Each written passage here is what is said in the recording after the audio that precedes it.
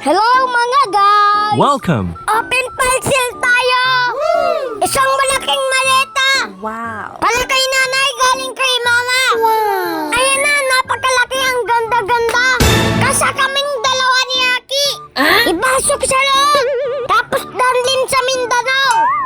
Joke lang, ayok doon! Ayan na, nagpunta na si nanay at mama! Doon sa Taytay, Tiangge! Hindi ako sila, ano ba yan?